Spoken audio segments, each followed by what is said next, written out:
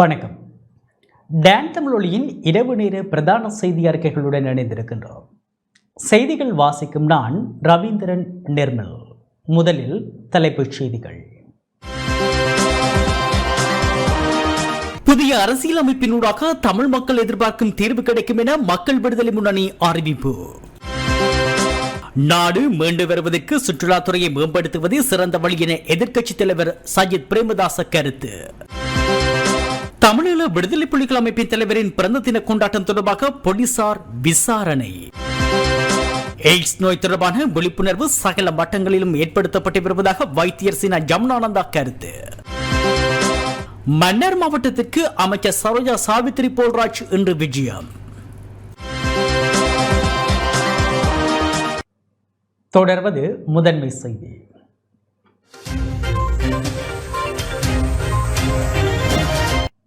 அனுசரணை வழங்குவோர் பிள்ளைகளின் நலனில் அக்கறை கொண்ட இலங்கை தாய்மாரின் நம்பிக்கையை வென்ற மலிபன் கீரை முழுவாடை பால்மா. புதிய அரசமைப்பின் ஊடாக தமிழ் மக்கள் எதிர்பார்க்கும் தீர்வு கிடைக்கும் என மக்கள் விடுதலை முன்னணியின் பொதுச் செயலாளர் டில்வின் சில்வா குறிப்பிட்டுள்ளார்.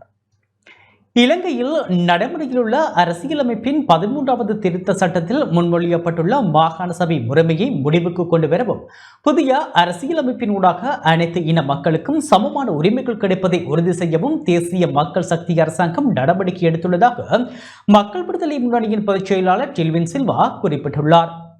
ஊடகங்களுக்கு கருத்து தெரிவிக்கும் போதே அவர் இதனை குறிப்பிட்டார். சுமார் 37 வருட காலமாக நடைமுறையில் உள்ள மாகாண சபை முறைமையால் நாட்டுக்கோ அல்லது தமிழ் மக்களுக்கோ எந்தவிதமான பலனும் இதுவரையில் கிடைக்கவில்லை. மாறாக இலங்கையில் அனாவசியமான பிரச்சனைகளை தோற்றுவிக்கும் வகையிலான நிலைமையை காணப்படுகின்றது.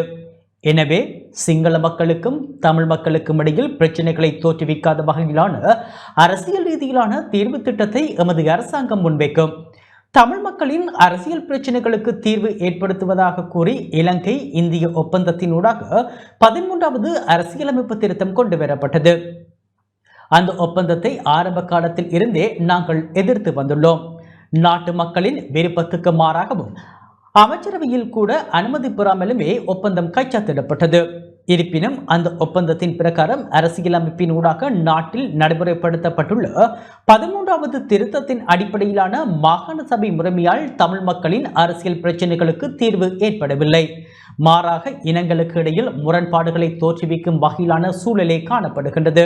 எனவே பயனற்ற மாகாண சபை முறைமைக்கு பதிலாக தமிழ் மக்களின் அரசியல் அபிலாஷைகள் நிறைவேற்றக்கூடியது அனைத்து இன மக்களுக்கும் சமமான உரிமையை பெற்றுக்கொள்ளும் வகையிலுமான புதிய அரசியலமைப்பை உருவாக்கும் பணியில் தேசிய மக்கள் சக்தி அரசாங்கம் செயற்படுகின்றது. இதற்காக இலங்கையில் உள்ள அனைத்து தரப்பினர்களதும் கருத்துக்களை கேட்டறிய நடவடிக்கைகள் எடுக்கப்படும். ஆட்சி அதிகாரத்துக்கு வந்து குறுகிய காலங்களே ஆகின்ற நிலையில் நாட்டின் பொருளாதார பிரச்சனைகளை தீர்ப்பதில் முன்னுரிமை அளித்து செயற்பட்டாலும் நிரந்தர தீர்வுகளுக்கான பல நடவடிக்கைகளை முன்னெடுத்து வருகின்றோம். நடைமுறையில் உள்ள பழமை வாய்ந்த அரசியலமைப்பிற்கு பதிலாக புதிய அரசியலமைப்பு உருவாக்குவது முக்கிய பொறுப்பாக நாங்கள் கருதுகின்றோம். புதிய அரசியலமைப்பினூடாக தமிழ் மக்கள் எதிர்பார்க்கும் தீர்வு கிடைக்கும். அப்போது 13வது அரசியலமைப்பு திருத்தமோ அல்லது மாகாண சபை முறைமைக்கான தேவையோ நாட்டில் இருக்காது என டில்வின் சில்வா குறிப்பிட்டுள்ளார்.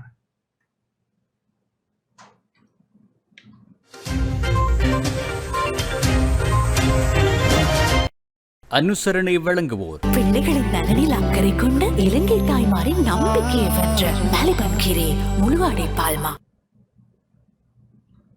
நாடு மீண்டு வருவதற்கு சுற்றுலாத்துறையை மேம்படுத்துவதே சிறந்த வழி என எதிர்க்கட்சித் தலைவர் சஜித் பிரேமதாச தெரிவித்துள்ளார்.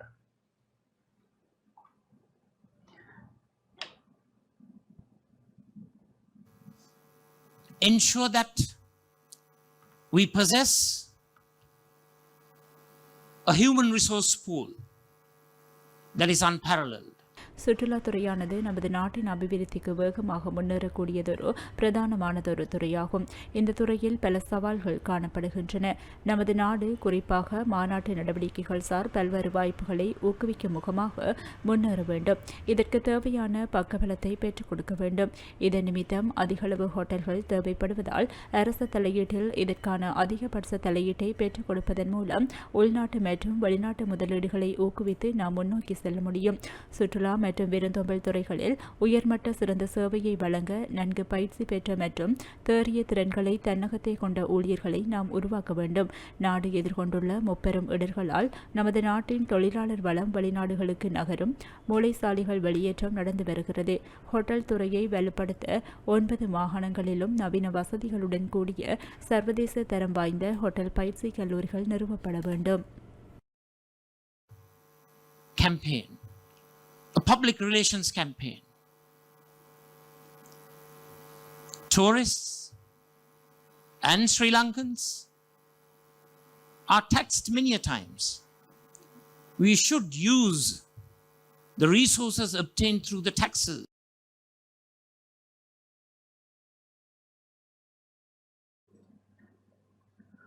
எதிர்வரும் பிப்ரவரி மாதத்திலிருந்து வாகனங்களை இறக்குமதி செய்ய முடியும் என தெரிவிக்கப்பட்டுள்ளது.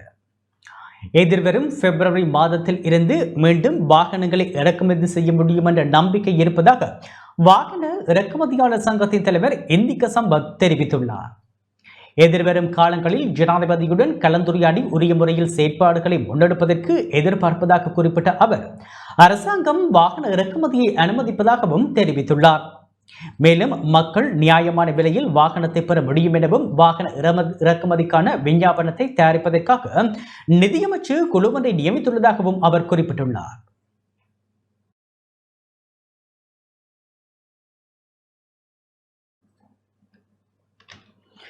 தமிழீழ விடுதலை புலிகள் அமைப்பின் தலைவரின் பிறந்த தின கொண்டாட்டம் தொடர்பாக போலீசார் விசாரணைகளை ஆரம்பித்துள்ளனர். யாழ்ப்பாணம் வெல்வெட்டுத்துறையில் அண்மையில் இடம்பெற்ற தமிழீழ விடுதலை புலிகள் அமைப்பின் தலைவர் வேலுப்பிள்ளை பிரபாகரனின் 70வது பிறந்த தின கொண்டாட்டம் தொடர்பாக வெல்வெட்டுத்துறை போலீசார் விசாரணைகளை ஆரம்பித்துள்ளனர். முன்னாள் நாடாளுமன்ற உறுப்பினர் MK சிவாஜிலிங்கம் உள்ளிட்ட பிறந்தநாள் விழாவில் பங்கேற்ற 5 பேரிடம் விசாரணைகள் முன்னெடுக்கப்பட்டுள்ளது. வெல்வெட்டுத்துறையில் வேலுப்பிள்ளை பிரபாகரனின் குடும்பத்தின் பூர்வீக இல்லத்தில் பிறந்த நாள் கொண்டாட்டத்துக்காக தமிழீழ விடுதலை புலிகளின் தலைவரின் புகைப்படத்தினை கொண்ட பதாகை ஒன்றும் அச்சிடப்பட்டு அங்கு காட்சிப்படுத்தப்பட்டிருந்தது. இதன்போது அங்கு சென்ற வெல்வெட்டுத்துறை போலீசார் தமிழீழ விடுதலை புலிகளின் தலைவருடைய புகைப்படத்தை பயன்படுத்த முடியாது எனவும் அதற்கு சட்டத்தில் இடமில்லை எனவும் தெரிவித்திருந்தனர். இதனையடுத்து குறித்த புகைப்படத்தினை மறைத்துவிட்டு பிறந்த நாள் கொண்டாட்டம் நடாத்தப்பட்டமை குறிப்பிடத்தக்கது.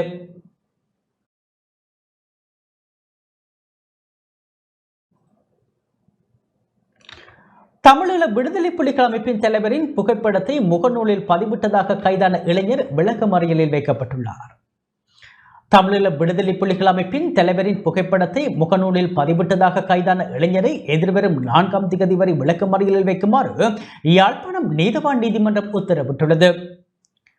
பயங்கரவாத தடுப்பு பிரிவு போலீசாரால் கைது செய்யப்பட்ட இணைவின் பகுதியை சேர்ந்த இளைஞர் இன்றைய தினம் யாழ்ப்பாணம் நீதவான் நீதிமன்றில் பதில் நீதவான் முன்னிலையில் முற்படுத்தப்பட்டார்.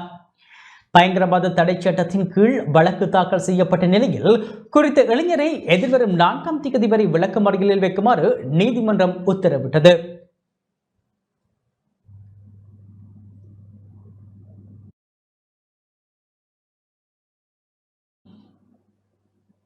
கல்வி அமைச்சில் இன்று விசேட கலந்துரையாடல் இடம்பெற்றது. பாடசாலை அபிவிருத்தி உத்தியோகத்தர்கள் மற்றும் பட்டதாரிகளை ஆசிரியர் பணியில் இணைத்துக் கொள்வது தொடர்பில் விசேட கலந்துரையாடல் கல்வி அமைச்சில் இடம்பெற்றது. பாடசாலை அபிவிருத்தி உத்தியோகத்தர்களின் சங்கம், கல்வி மற்றும் உயர்கல்வி பிரதி அமைச்சர் கலாநிதி மதுர சேனாரத்ன மற்றும் நாடாளுமன்ற உறுப்பினர் சந்தன சூரிய ஆராய்ச்சி ஆகியோர் இந்த கலந்துரையாடலில் கலந்து கொண்டதாக தெரிவிக்கப்பட்டுள்ளது. அபிவிருத்தி உத்தியோகத்தர்களின் பிரச்சினை குறித்து இதன்போது விரிவாக ஆராயப்பட்டுள்ளதாக குறிப்பிடப்பட்டுள்ளது.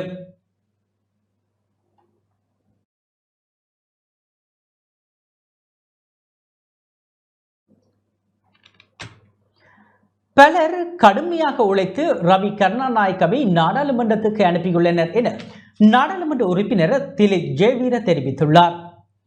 பாரம்பரிய அரசியல் கட்சிகள் அளிக்கப்பட்டு வரும் நிலையில் இந்த நாட்டில் எஞ்சியுள்ள ஒரே ஒரு எழுச்சிமிக்க அரசியல் இயக்கம் சர்வஜன அதிகாரம் என அதன் தலைவரும் நாடாளுமன்ற உறுப்பினருமான திலீப் ஜெயவீர தெரிவித்துள்ளார்.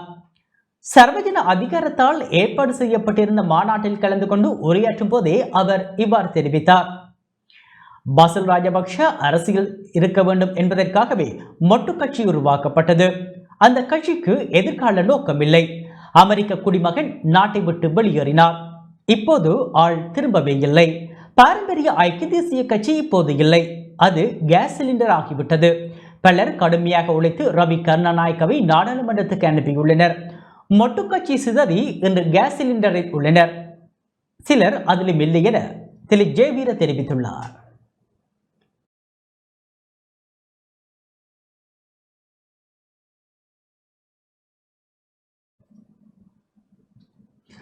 எய்ட்ஸ் நோய் தொடர்பான விழிப்புணர்வு சகல மட்டங்களிலும் ஏற்படுத்தப்பட்டு வருவதாக யாழ் போதனா வைத்தியசாலை பிரதிபலிப்பாளர் வைத்தியர் சீனா ஜமுனானந்தா தெரிவித்துள்ளார். உலக எய்ட்ஸ் தினம் இன்று கடைபிடிக்கப்படுகின்றது. எய்ட்ஸ் தொடர்பான விழிப்புணர்வை அனைவரிடத்திலும் ஏற்படுத்த ஒவ்வொரு ஆண்டும் டிசம்பர் 1ஆம் தேதி உலக எய்ட்ஸ் தினம் கடைபிடிக்கப்படுகின்றது. இந்நிலையில் எய்ட்ஸ் நோய் தொடர்பான விழிப்புணர்வு சகல மட்டங்களிலும் ஏற்படுத்தப்பட்டு வருவதாக யாழ் போதனா வைத்தியசாலையின் பிரதிபலிப்பாளர் வைத்தியர் சீனா ஜமுனானந்தா தெரிவித்துள்ளார். யாழ்ப்பாணத்தில் இன்று ஊடகங்களுக்கு கருத்து தெரிவிக்கும் போதே அவர் இதனை தெரிவித்தார். ஆயிலிருந்து சேய்க்கு எய்ட்ஸ் நோய் பரவுவதை தடுத்தல் வேண்டும். இதற்காக சகல கர்ப்பிணி தாய்மார்களுக்கும் குருதி பரிசோதனை கர்ப்ப காலங்களில் செய்யப்படுகின்றது.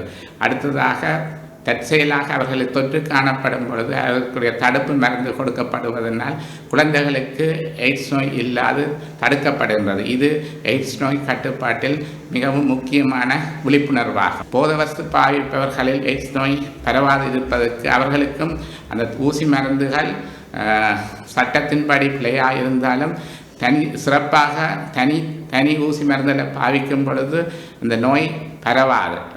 அதாவது போதைப்பொருள் பாதிப்பதால் எய்ட்ஸ் நோய் வருகின்ற அளவு இலங்கையை பொறுத்தவரையில் மிகவும் குறைவு. ஊசி மருந்துகளாக பொதுவாக ஒரு பால் சேர்க்கை மூலம் ஆண்களில் இந்த நோய் அதிக அளவு காணப்படுகின்றது.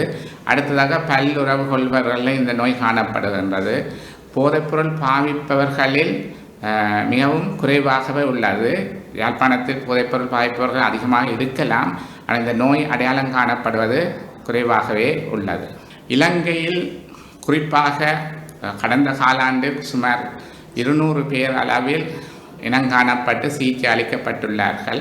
குறிப்பாக கோவிட் தொற்றுக்கு பின் நோயாளர்கள் சிகிச்சைக்கு வருவதில் தடங்கள் ஏற்பட்டது. அதற்கு பின் தற்போதைய நடவடிக்கைகளால் இப்பொழுது கட்டுப்பாட்டுக்குள் உள்ளது. இது தொடர்பான விழிப்புணர்வு சகல மட்டங்களிலும் ஏற்படுத்தப்பட்டு வருகின்றது.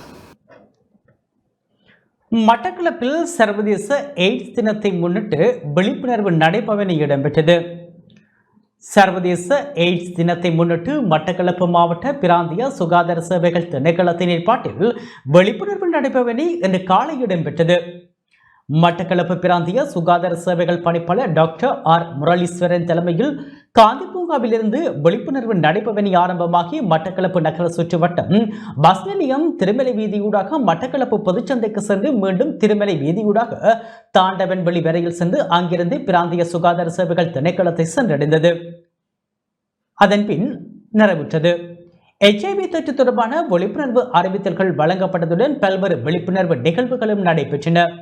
முச்சக்கர வண்டிகளில் விழிப்புணர்வு ஸ்டிக்கர்களும் ஒட்டப்பட்டன. மட்டக்களப்பு தாதிய பாடசாலை மாணவர்கள், பிராந்திய சுகாதார சேவைகள் திணைக்களத்தினர், வைத்தியர்கள், பொது சுகாதார பரிசோதகர்கள் என பல்வேறு தரப்பினரும் விழிப்புணர்வு நடைபவனிக்கு பங்களித்திருந்தமை குறிப்பிடத்தக்கது. எய்ட்ஸ் நோய் என்பது HIV எனும் கிருமியால் ஏற்படுத்தப்படும் ஒரு நோயாகும். எங்களது நோக்கம் 2030ஆம் ஆண்டளவில் இந்த எய்ட்ஸ் நோயை முற்றுமுழுதாக இலங்கையிலிருந்து இல்லாதொழிப்பதாகும். இந்த எய்ட்ஸ் நோயானது பூரணமாக குணப்படுத்தப்பட முடியாத நோயாக இருந்தாலும் ஒரு நோயாளி நாங்கள் சொல்கிற அடிப்படையில் முழுமையான சிகிச்சை எடுக்கும் பட்சத்தில் ஒரு சாதாரண மனிதனாக மற்ற மனிதர்களோடு சேர்ந்து வாழக்கூடியதாக இருக்கும். இது எய்ட்ஸ் நோய் சம்பந்தமான அனைத்து பரிசோதனைகள், ஆலோசனைகள், அவருக்கான சிகிச்சை என்பன எமது பிராந்திய பாலியல் தடுப்பு பிரிவில் இலவசமாக வழங்கப்பட்டு கொண்டிருக்கிறது. எங்களுடைய நோக்கம் இந்த விழிப்புணர்வு பேரணியின் மூலமாகவும் தொடர்ச்சியான கலந்துரையாடல் மூலமாகவும் ஆரம்பத்திலேயே நோயை எவ்வாறு கண்டறிவது என்பது சம்பந்தமாக எங்கள் பொதுமக்களுக்கு விழிப்புணர்வு ஏற்படுத்தல், ஆரம்பத்தில் கண்டறிவது மட்டுமல்லாமல் அதற்குரிய சரியான சிகிச்சை எங்களிடம் உள்ளது என்பதை மக்களுக்கு தெளிவுபடுத்தல், பாலியலுறவுக்கு முன்னரும் பின்னரும் போதிய சிகிச்சையை பெற்றுக்கொள்வதன் மூலமாக தங்களையும் தங்களுடைய குடும்பத்தாரையும் தகுந்த சிகிச்சை மூலம் காப்பாற்றிக் கொள்ளலாம் என்ற நம்பிக்கையையும் சுகாதார ஆலோசனையும் நாங்கள் பொதுமக்களுக்கு வழங்குவதுதான் இன்றைய எங்களுடைய விழிப்புணர்வு பேரணியின் முக்கிய நோக்கமாகும்.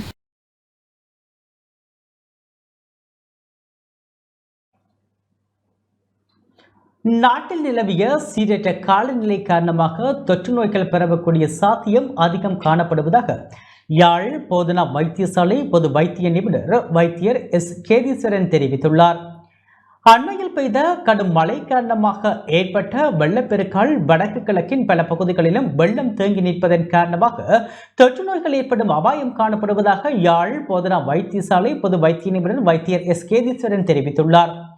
தொற்று நோய்களில் இருந்து பாதுகாப்பு பெறுவதற்கு மக்கள் சுகாதார நடைமுறைகளை பின்பற்ற வேண்டும் எனவும் அவர் கேட்டுக்கொண்டார். நீரினால் பரவும் தொற்று நோய்கள், குறிப்பாக நெருப்பு காய்ச்சல், வாந்தி பேதி, வயிற்றுளைவு, செங்கமாரி எனப்படும் ஹெப்படைட்டிஸ் ஏ போன்ற பல தொற்று நோய்கள் பரவக்கூடிய வாய்ப்பு மிகவும் அதிகமாக காணப்படுகின்றது. இதைவிட சுவாச தொகுதி சம்பந்தமான நோய்களும் இந்த இடர் காலப்பகுதியில் பரவக்கூடிய வாய்ப்பு உள்ளது. சுவாச தொகுதி சம்பந்தமான நோய்கள் என்றால் சளிக்காய்ச்சல் அல்லது இன்ஃப்ளூயன்சா, நிமோனியா போன்ற பல தொற்று நோய்கள் மக்களிடையே பரவக்கூடிய வாய்ப்பு அதிகமாக உள்ளது. இதைவிட தோல் நோய்கள் பரவக்கூடிய வாய்ப்புகள் உள்ளன. முக்கியமாக தோலில் ஏற்படும் அலர்ச்சி அல்லது டெர்மடைட்டிஸ், புண்கள் போன்ற பல பிரச்சனைகள் அவர்களுக்கு ஏற்படலாம். இதைவிட எலிக்காய்ச்சல் எனப்படும் லெப்டோஸ்பைரோசிஸும் பரவக்கூடிய வாய்ப்பு அதிகமாக காணப்படுகின்றது. சுவாச தொகுதி சம்பந்தமான நோய்கள் பெரும் பாதிப்பை ஏற்படுத்தக்கூடிய சந்தர்ப்பம் உள்ளது. ஆகவே இந்த நோய்களிலிருந்து எவ்வாறு விடுவது என்பதை பார்ப்போமாக இருந்தால், உணவு நீர் மூலம் பரவும் நோய்கள் எமது நீர் அசுத்தமடைவதால் தான் ஏற்படுகின்றது. வெள்ளப்பெருக்கு ஏற்படும் போது எமது மலக்கழிவுகளும் குடிநீரும் கலக்கும் சந்தர்ப்பம் அதிகமாக காணப்படுகின்றது. முக்கியமாக யாழ்ப்பாணத்தில் நாங்கள் கிணற்று நீரைத்தான் அதிகமாக பயன்படுத்துகின்றோம். ஆகவே இந்த கிணற்று நீர் வெள்ளம் போகும்போது அசுத்தமடைகின்றது. ஆகவே பல நோய்கள் இதன் மூலம் பரவக்கூடிய வாய்ப்பு உள்ளது.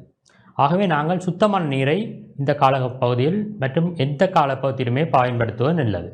கொதித்தாரிய நீரை அருந்துவதால் போதுமானது. அப்படி இல்லாவிட்டால் வடிகட்டிகள் மூலம், ஃபில்டர் மூலம் சுத்திகரிக்கப்பட்ட நீரை பயன்படுத்தலாம், அல்லது போத்தலில் அடைக்கப்பட்ட சுத்திகரிக்கப்பட்ட நீரை பயன்படுத்தலாம். இதைவிட நாங்கள் உணவுப் பொருட்களிலும் அதிக கவனம் செலுத்த வேண்டும். நாங்கள் கடைகளில் வாங்கி சாப்பிடுவதை தவிர்க்க வேண்டும் இந்த காலப்பகுதியில். இதைவிட நாங்கள் நன்கு சமைக்கப்பட்ட உணவுகளை உண்ண வேண்டும். பாதியாக வேக வைத்த அல்லது சமைக்கப்படாத உணவுகள், சலட், கீரை வகைகள், மரக்கறி வகைகளை பச்சையாக உண்பதை தவிர்க்க வேண்டும். இதைவிட ஐஸ்கிரீம், சர்பத், ஜூஸ் போன்ற பதார்த்தங்களை நாங்கள் நல்ல கொதித்தாரிய நீரில் தயாரித்து பயன்படுத்த வேண்டும். ஏனென்றால் குளிரூட்டியில் வைப்பதன் மூலமாக இந்த கிருமிகளை நாங்கள் அழிக்க முடியாது. எனவே நாங்கள் கொதித்தாரிய நீரைத்தான் பதார்த்தங்களை தயாரிப்பதற்கு பயன்படுத்த வேண்டும். உதாரணமாக தும்மும் போதும் இருமும் போதும் நமது சிறுதுளிகள் மற்றவர்களுக்கு பரவுகின்றன.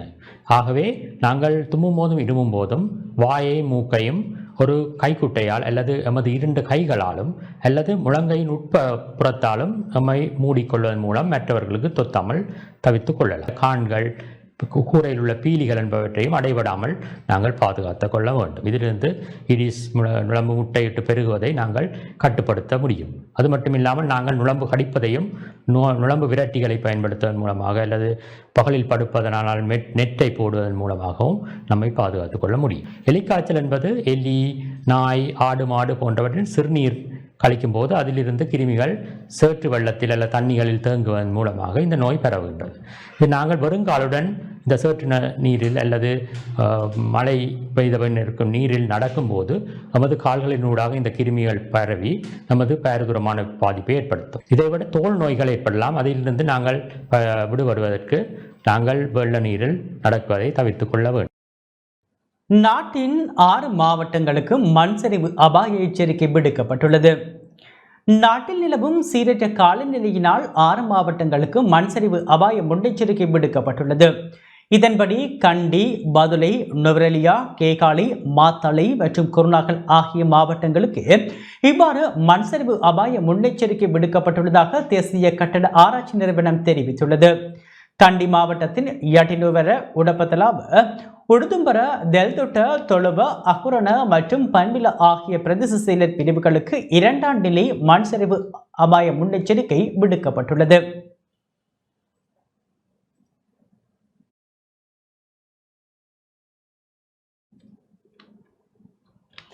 மன்னார் மாவட்டத்தில் வெள்ளம் காரணமாக பாதிக்கப்பட்ட 2681 பேர் இன்று வரை நிலம்பரி நிலையங்களில் வசித்து வருவதாக தெரிவிக்கப்பட்டுள்ளது. மன்னார் மாவட்டத்தில் தொடர்ச்சியாக பெய்து வந்த கடும் மழை மற்றும் அதனால் ஏற்பட்ட வெள்ளம் காரணமாக பாதிக்கப்பட்ட 812 குடும்பங்களைச் சேர்ந்து 2681 பேர் இன்று வரை 28 நிலம்பரி நிலையங்களில் வசித்து வருவதாக மன்னார் மாவட்ட அனர்த்த முகாமைத்துவ பிரிவு தெரிவித்துள்ளது. கடந்த மாதம் 23ஆம் தேதி முதல் இதுவரை மன்னார் மாவட்டத்தில் 5 பிரதேச செயலர் பிரிவுகளில் 19,811 குடும்பங்களைச் சேர்ந்து 61,334 பேர் பாதிக்கப்பட்டுள்ளனர். இவர்களில் கடுமையாக பாதிக்கப்பட்ட 10,263 பேர் 69 நிலம்பரி நிலையங்களில் தங்க வைக்கப்பட்டனர். இந்த நிலையில் படிப்படியாக வெள்ளம் குறைவடைந்த நிலையில் பாதிக்கப்பட்ட மக்கள் தமது வீடுகளுக்கு சென்றனர். இந்நிலையில் இன்று மதியம் வரை 28 நிலம்பரி நிலையங்களில் 812 குடும்பங்களைச் சேர்ந்த 2,681 பேர் வசித்து வருகின்றனர்.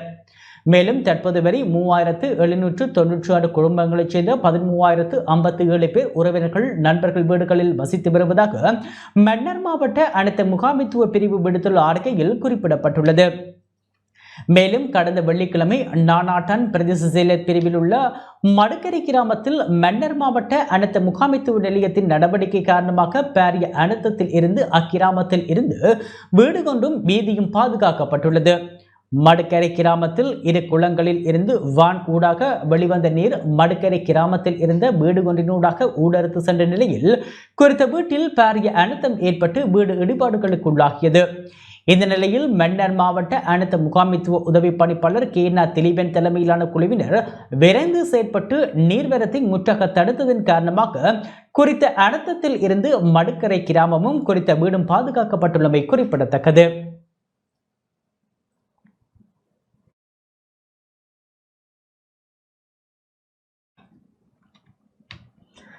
மன்னார் மாவட்டத்திற்கு அமைச்சர் சரோஜா சாவித்திரி போல்ராஜ் இன்று விஜயம் செய்தார்.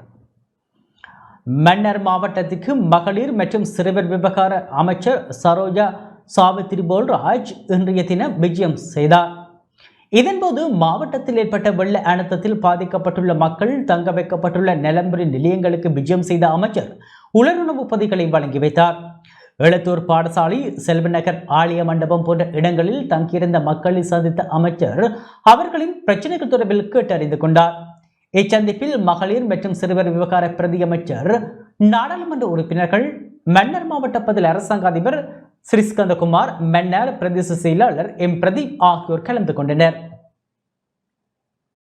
மகளிர் மற்றும் சிறுவர் அலுவலக அமைச்சினூடாக நாங்கள் எதிர்பார்க்கிறோம், உங்களுக்கு ஒரு வெள்ளத்தினால் பாதிக்கப்பட்ட மக்களுக்கு உங்களுக்கான சுகாதார தேவைகள் எங்கள் அரசாங்கம் பதவியேற்று ஒரு காலத்திலேயே இந்த வெள்ளத்தின் அபிவிருத்தி திட்டங்கள் நிறைய நாங்கள் அபிவிருத்தி திட்டங்கள் மக்களுக்காக அந்த உங்களுடைய தேவைகளுக்கான அபிவிருத்தி திட்டங்களை மேற்கொள்ளத்துக்கு நாங்கள் எதிர்பார்த்திருந்தாலும் கூட அது அனைத்தையுமே சற்று ஒரு புறம் வைத்துட்டு இந்த இக்கட்டான சூழல்ல கட்டாயமாக நாங்கள் செய்ய வேண்டிய முக்கிய கடமையாக இந்த அனர்த்தத்தில் பாதிக்கப்பட்ட மக்களுக்கு நிவாரணம் வழங்குவதும் அவர்களை மீள குடியேற்றுவதற்கான உடனடியான நடவடிக்கைகளை மேற்கொள்வதும் கட்டாயம் என்பதை நாங்கள் இந்த நேரத்தில் விலகிக் கொள்கின்றோம். அது மட்டுமல்லாமல் பாதிக்கப்பட்ட பாடசாலைகள், அந்த நெடுஞ்சாலைகள் திருத்தி அமைக்க வேண்டிய கட்டாயம் இருக்கு. மக்களுடைய வீடுகளை மீள உங்களுக்கு திருத்தி கொடுக்கறதுக்கான வேலை திட்டம் தேவைப்படுது. புதிய வீட்டு திட்டங்கள் மற்றத்தான் உங்களுக்கு வழங்க வேண்டிய நிவாரணங்களை வழங்கி மீள குடியேற்றுவதற்கான உங்களுடைய அன்றாட வாழ்வை கட்டி எழுப்பதற்கான உடனடி நடவடிக்கைகளை துரிதமாக எடுப்பதற்காகத்தான் அரசாங்கம் இந்த நேரத்தில் முக்கியத்துவத்தை கொடுத்து கொண்டு இருக்கின்றது. ஆகவே நாங்கள் நிறுத்தி வைத்திருக்கின்றோம். அதாவது நாங்கள் எதிர்பார்த்த வகையிலான அபிவிருத்தி வேலை திட்டங்களை ஆரம்பிக்க முடியாவிட்டாலும் மக்களுடைய வாழ்வை மீள யதார்த்தமான நிலைக்கு நாங்கள் கொண்டு வருவதற்கான உடனடியான நடவடிக்கைகளை நாங்கள் மேற்கொள்கின்றோம். யாழ்ப்பாணம் கொடிகாமம் பிரதேசத்தில் வெள்ளத்தால் பாதிக்கப்பட்ட மக்களுக்கு நாடாளுமன்ற உறுப்பினர் ராமநாத் அர்ச்சுனா உதவிகளை வழங்கியுள்ளார்.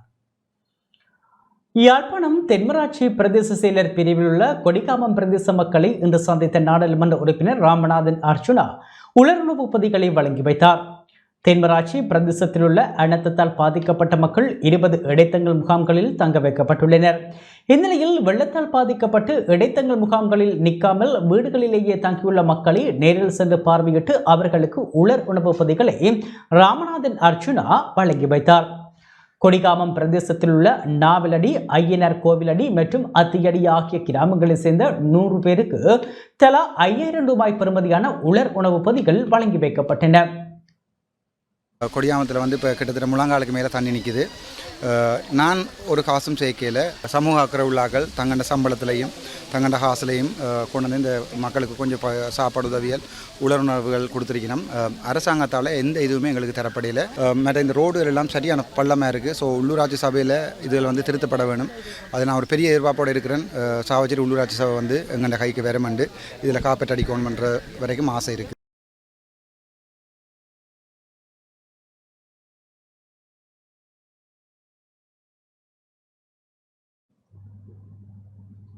யாழ்ப்பாணம் வட்டுக்கோட்டையில் வெள்ளத்தால் மக்கள் பாதிக்கப்பட்டுள்ளனர்.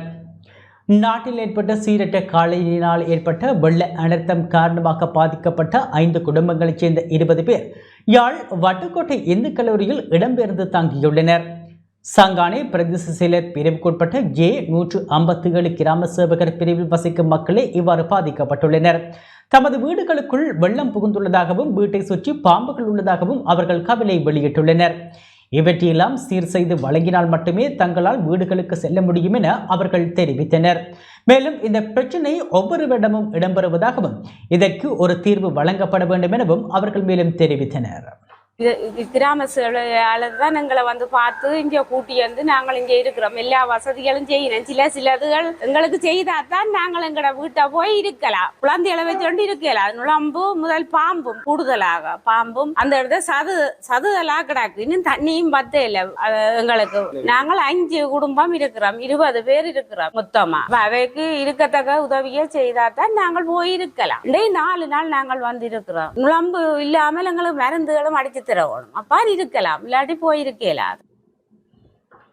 யாழ்ப்பாணம் வடமராட்சி கெரிடாவில் பகுதியில் வெள்ளத்தால் பாதிக்கப்பட்ட மக்களுக்கு உலர் உணவுப் பொருட்கள் வழங்கப்பட்டன. யாழ்ப்பாணம் வடமராட்சி கெரிடாவில் பகுதியில் கெரிடா தெற்கு நெற்பணி மன்றத்தின் ஏற்பாட்டில் வெள்ளத்தால் பாதிக்கப்பட்ட மக்களுக்கு இன்று உலர் உணவுப் பொருட்கள் வழங்கப்பட்டன. கெரிடா நெற்பணி மன்றத்தின் கல்வி கற்கும் மாணவர்களின் 200 குடும்பங்களுக்கே இவ்வுதவி வழங்கி வைக்கப்பட்டது. சுவிஸ் நாட்டில் வசிக்கும் கெரிடா உறவுகளின் சுவிஸ் நெற்பணி மன்றத்தால் இந்த உதவி வழங்கி வைக்கப்பட்டது.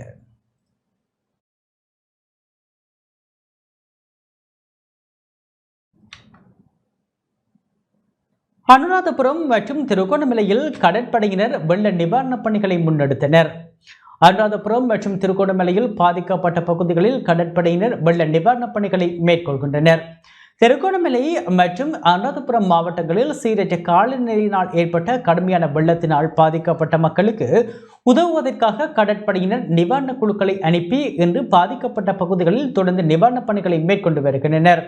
கூடுதலாக நாட்டில் வெள்ளம் பாதித்த பகுதிகளில் ஏதேனும் அவசர நிலைக்கு பதிலளிப்பதற்காக மேலும் பல குழுக்கள் தயார் நிலையில் வைக்கப்பட்டுள்ளமை குறிப்பிடத்தக்கது.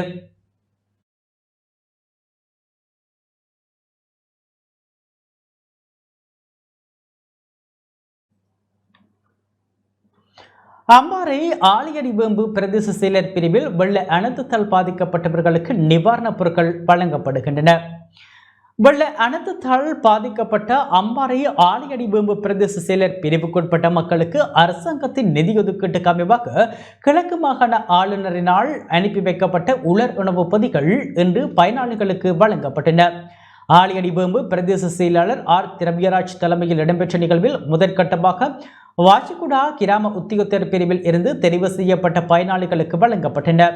கிராம நிர்வாக உத்தியோகத்தர் பரிமளவாணி சில்வெஸ்டர், கிராம உத்தியோகத்தர் கோகுல்ராஜ், அனைத்து முகாமைத்துவ உத்தியோகத்தர் வசந்தன் உள்ளிட்டவர்களும் நிவாரணம் வழங்கலில் கலந்து கொண்டனர்.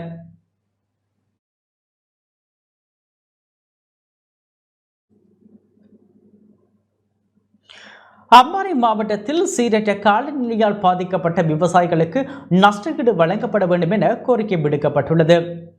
அம்பாறை மாவட்டத்தில் சீரற்ற காலநிலையால் ஏற்பட்ட வெள்ளப்பெருக்கு காரணமாக சல்வேனியா தாவரங்கள் வயல் நிலங்களை சூழ்ந்துள்ள நிலையில் நெற்செய்கையை கைவிட்டுள்ள விவசாயிகளுக்கு நஷ்டஈடு வழங்கப்பட வேண்டும் என கோரிக்கை விடுக்கப்பட்டுள்ளது. ஆலியடி வேம்பு பிரதேச செயலாளர் பிரிவுக்குட்பட்ட பெனங்காட்டு கண்ட விவசாய அமைப்புகளின் பிரதிநிதிகளே இவ்வாறு கோரிக்கை விடுத்துள்ளனர். தில்லையாற்றை சூழ்ந்திருக்கும் பெனங்காட்டு கண்டம் மாத்திரமன்றி நாவற்காடு, புட்டம்பை, அம்பாள்வெளி உள்ளிட்ட பல கண்டங்கள் செல்வீனியா தாவரம் சூழ்ந்துள்ளமை மற்றும் தில்லையாற்று அணையில் ஏற்பட்ட வெள்ளப்பெருக்கு காரணமாக பாதிக்கப்பட்டுள்ளன. வங்கியில் கடன்களை பெற்றும் நகைகளை ஈடு வைத்தும் பெறப்பட்ட பணத்தில் நெட் செய்கையை முன்னெடுத்த விவசாயிகள் பலர் தற்போது நெருக்கடிக்காகியுள்ளனர். அடுத்த போகத்தில் கூட இதன் தாக்கம் இருக்கும் எனவும் சுட்டிக்காட்டும் அவர்கள் அரசாங்கமும் விவசாய அமைச்சரும் உதவிக்கரம் நீட்ட வேண்டும் என கோரிக்கை விடுத்துள்ளனர். தில்லையாறு என்ற ஒரு ஆறு ஒன்று இருக்கின்றது. ஆற்றை சூழ வரத்தான் எங்களோட பனங்காட்டு கண்டமே இருக்கின்றது. அந்த ஆற்றை சூழ உள்ள எல்லா காணிகளும், குறிப்பாக எங்களுடைய ஆற்றை அண்டியுள்ள 60 ஏக்கர் காணி முற்றாக சல்வீனியா என்ற ஒரு தாவரம் ஏறி முற்றாக சேதமடைந்து அவர்கள் இனி அதில் பயிர் எந்த விதமான ஒரு இதுவும் ஈடுபட முடியாது. அடுத்த போகத்துக்கும் கூட அவர்கள் இதை வெளியாக்கி செய்வதாக இருந்தால் பாரிய அளவு செலவுகளை செய்துதான் இவர்கள் இந்த விவசாயத்தை செய்ய வேண்டும்.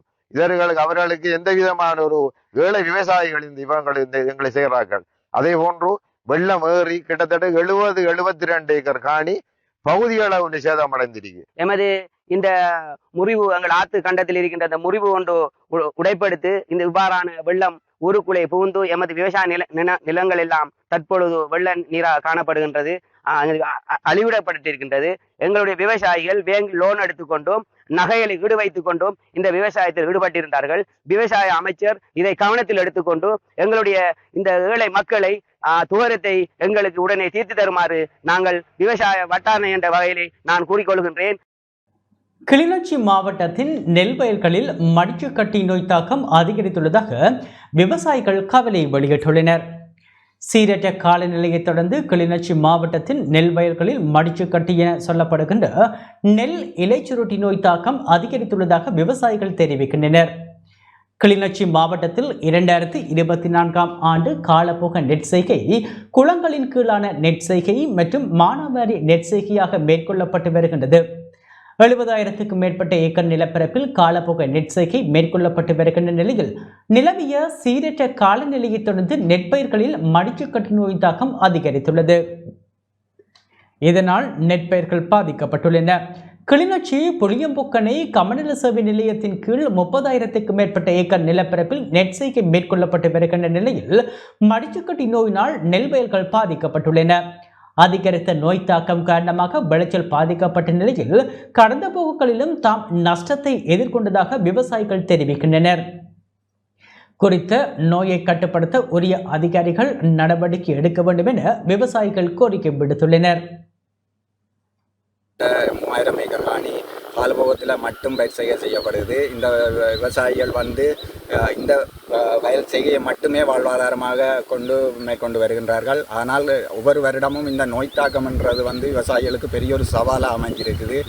அவர்களும் ஒவ்வொரு வருஷமும் மருந்தடிக்கிறதும் பதவிகளை போடுறோம். ஆனால் அந்த நோய் குறைகிற மாதிரி இல்லை. இந்த வருஷம் ஆகலும் ஒரு இக்கட்டான நிலையில் விவசாயிகள் பாதிக்கப்பட்டிருக்கிறோம். இப்போ பார்த்தீங்கன்னு சொன்னால் இதில் 10 ஏக்கர் காணி, 10 ஏக்கர் காணியில் முழுதாக 10 ஏக்கர் காணியும் வைக்கலாகத்தான் காட்சி அளிக்குது. அதில் பார்த்தீங்கன்னா இதுக்கு மருந்து அடித்தாச்சு. ஏற்கனவே விக்டோனில் என்ற மருந்து தான் எல்லாரும் கூறியபடியாக அதை அடித்து, ஆனால் அதுக்குன்னு திருந்தின மாதிரி இல்லை, கொப்புளாக்கி கொண்டிருக்கு. இந்த காணியிலேருந்து நான் நினைக்கிறேன் ஒரு 5 பேக்கி நெல் வெட்டி எடுக்கலாமோ தெரியாது ஒரு ஏக்கருக்கு. பெரிய ஒரு சவாலை கிட்டத்தட்ட இது வரைக்கும் ஒரு 40,000-50,000 ரூபா காசை செலவழிச்சிட்டு நாம் இது வரைக்கும். போன முறையும் 8 ஏக்கர் காணியும் 22 பேக்கி நெல் தான் வெட்டினான். இந்த முறை அதுவும் வெட்ட இல்லாத கட்டமாக இருக்குது. இதுக்கேற்ற ஒழுங்காக நீங்கள் திணைக்களங்கள் அதுக்கேற்ற திணைக்களங்கள் இதை செய்து தரும்படி வந்திருக்க பார்வையிட்டு இதுக்கு நட்டக்கிட்ட எல்லாரும் வழங்குமாறு உங்களை தாழ்மையுடன் கேட்டுக்கொள்கிறேன். வவுனியா குளத்தின் வான்பாயும் இடத்தில் மக்கள் பெருமளவான மீன்கள் பிடித்து செல்வதை அவதானிக்க முடிகின்றது. வவுனியா குளத்தின் வான்பாயும் இடத்தில் நீருடன் பெருமளவான மீன்களும் பெறுவதனால் அதனை போட்டி போட்டு மக்கள் பிடித்து செல்வதை அவதானிக்க முடிகின்றது. வவுனியாவில் பெய்த கடும் மழை காரணமாக பல குளங்கள் வான் பாய்ந்து வருகின்றது. அதில் வவுனியா நகரை அண்டியுள்ள பிரதான குளமான வவுனியா குளமும் வான் பாய்ந்து வருகின்றது. குறித்த வான்பாயின் நீருடன் குளத்து மீனும் பெருமளவில் வருவதால் நுழம்பு விலை, மீன் விலை, துணி, வேட்டி என்பவற்றை கொண்டு வான் பார்க்க வரும் மக்களும் மீன்கள் பிடிப்பதை அவதானிக்க முடிகின்றது. இதன்போது சிலாப்பியா, ஜப்பான், விரால், களிறு போன்ற பெருமளவான மீன்கள் பிடிக்கப்படுவதாக மக்கள் தெரிவிக்கின்றனர்.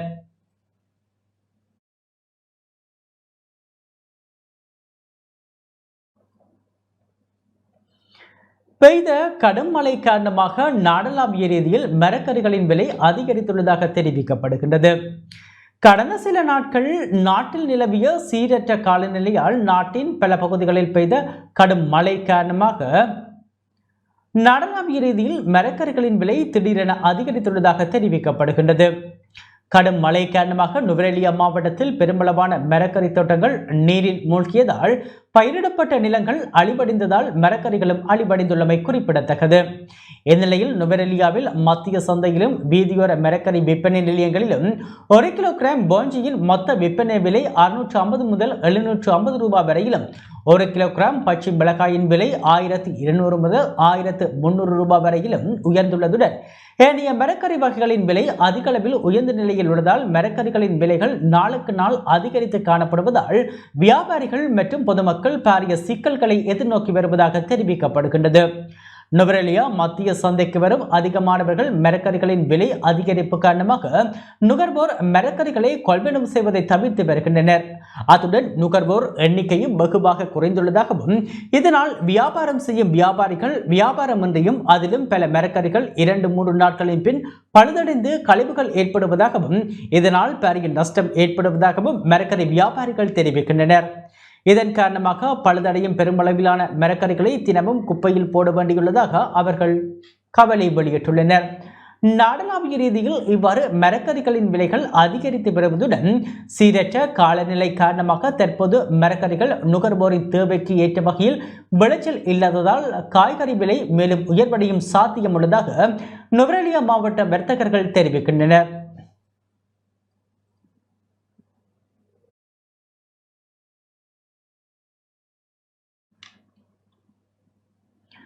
பெரிய வெங்காயத்திற்கான வரியை குறைக்க நிதியமைச்சு நடவடிக்கை எடுத்துள்ளது.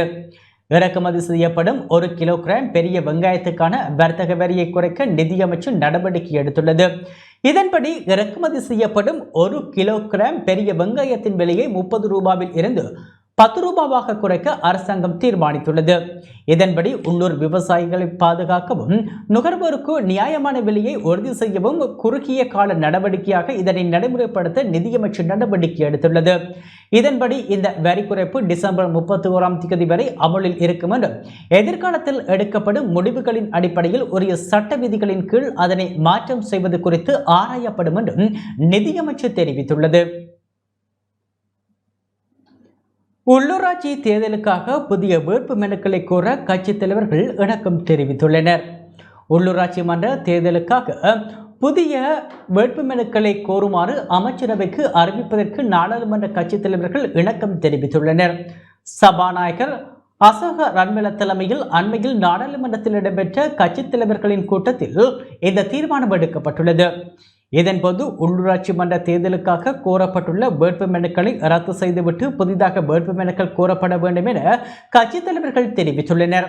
அது குறித்து அமைச்சரவைக்கு அறியப்படுத்தவும் அதற்கான சட்ட விவகாரங்கள் குறித்து ஆராய்வதற்கும் இணக்கம் காணப்பட்டுள்ளது.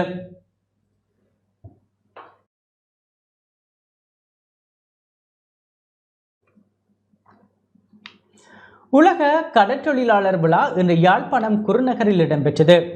யாழ்ப்பாணம் குருநகர் கடற்றொழிலாளர் அபிவிருத்தி சங்கத்தின் ஏற்பாட்டில் உலக கடற்றொழிலாளர் விழா இன்று இடம்பெற்றது. குருநகர் தொழிலாளர் இளைப்பாறு மண்டபத்தில் குருநகர் கடற்றொழிலாளர் அபிவிருத்தி சங்க தலைவர் ஜூலியன் சகாயராஜாவின் தலைமையில் நிகழ்வு இடம்பெற்றது. இதன்போது வெள்ளத்தால் பாதிக்கப்பட்ட மக்களுக்கு உலர் உணவுப் பொதிகளும் வழங்கி வைக்கப்பட்டன. குறித்த நிகழ்வில் வடமாகாண ஆளுநர் நாகலிங்கம் வேதுநாயகன், யாழ் மாவட்ட நாடாளுமன்ற உறுப்பினர் கருணாநாதன் இளங்குமரன், யாழ்ப்பாணம் பிரதேச செயலாளர் சாம்பசிவம் சுதர்சன், யாழ் மாவட்ட கடற்றொழில் நீரியல் வள திணைக்களத்தின் பிரதிப்பணிப்பாளர் ஜேனா சுதாகரன், குருநகர புனித ஜாகப்பர் ஆலய பங்கு தந்தை அருத்தந்தை ஜாவிஸ் அடிகளார் உள்ளிட்ட பலர் கலந்து கொண்டனர். வடமாகாணத்தை பொறுத்தமட்டிலே 2 துறைகள் மிக முக்கியமான துறைகளாக இருக்கின்றன. ஒன்று விவசாயம், மற்றது கடற்தொழில்.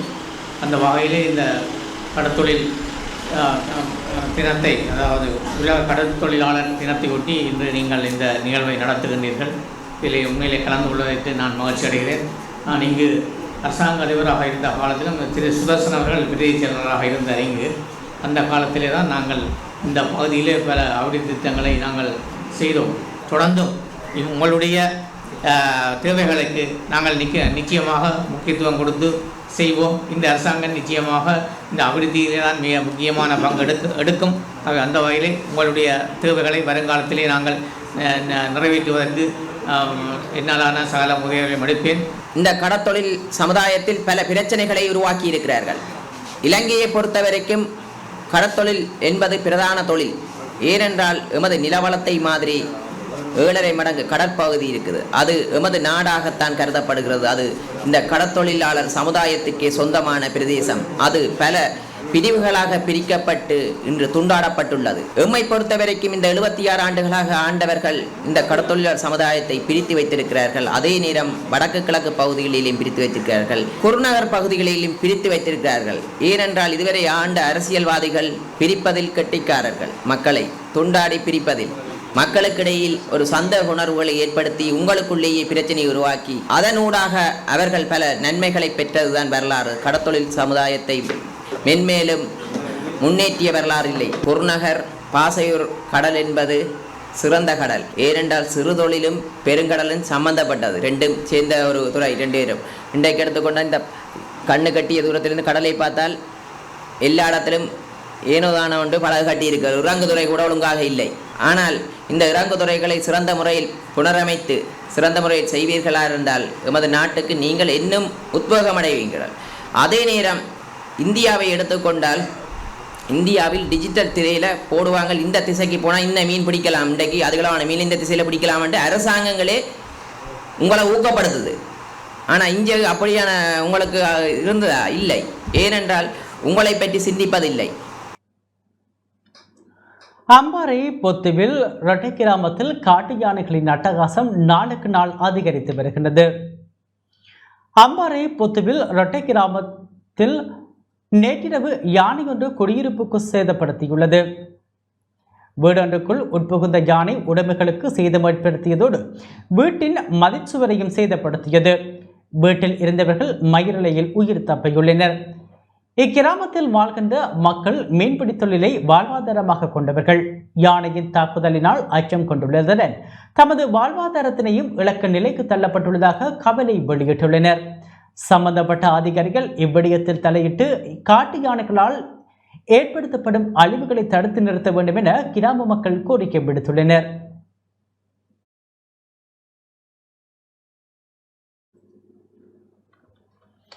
மட்டக்களப்பு கெல்லடி டச்பார் புனித இஞ்ஞாசியார் ஆலய கத்தோலிக்க இளைஞர் ஒன்றியத்தின் ஏற்பாட்டில் மாபெரும் இரத்த தான முகாம் இன்று நடைபெற்றது. தவக்கால முயற்சியினை முன்னிட்டு கெல்லடி டச்பார் புனித இஞ்ஞாசியார் ஆலய கத்தோலிக்க இளைஞர் ஒன்றியம் மட்டக்களப்பு போதனா வைத்தியசாலை இரத்த வங்கி பிரிவுடன் இணைந்து இன்றைய தினம் இரத்த தான முகாமை ஏற்பாடு செய்திருந்தது.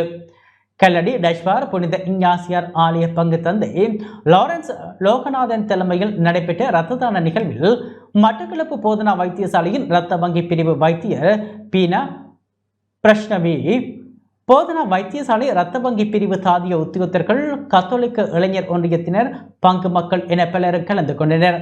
போதனா வைத்தியசாலையின் இரத்த வங்கியில் நிலவும் இரத்த பற்றாக்குறையை நிவர்த்தி செய்யும் நோக்குடன் இரத்த தான முகாமில் குருதி கொடியாளர்கள் குருதி கொடை அளித்தனர்.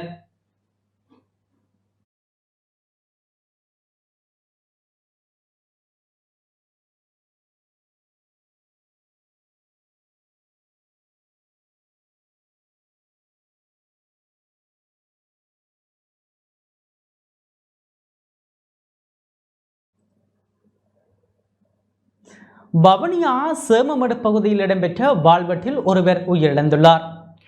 வவுனியா ஓமந்தை சேமமடு பகுதியில் இடம்பெற்ற வாழ்வெட்டு சம்பவத்தில் குடும்பஸ்தர் ஒருவர் உயிரிழந்துள்ளார். இன்று மாலை குறித்த பகுதியில் மாடுகளை மேய்த்துக் கொண்டிருந்த குடும்பஸ்தர் மீது குழு ஒன்று வாளால் வெட்டியுள்ளது. இதனால் படுகாயமடைந்த அவர் அங்கிருந்தவர்களால் மீட்கப்பட்டு வவுனியா வைத்தியசாலையில் அனுமதிக்கப்பட்டார். எனினும் அவர் ஏற்கனவே உயிரிழந்ததாக வைத்தியசாலையில் தெரிவிக்கப்பட்டுள்ளது. சம்பவத்தில் நாவற்குளம் பகுதியை சேர்ந்த செல்வ நிரோஜன் என்ற 46 வயதான 2 பிள்ளைகளின் தந்தையே உயிரிழந்துள்ளார். சம்பவம் தொடர்பாக ஓமந்தை போலீசார் விசாரணைகளை மேற்கொண்டு வருகின்றனர்.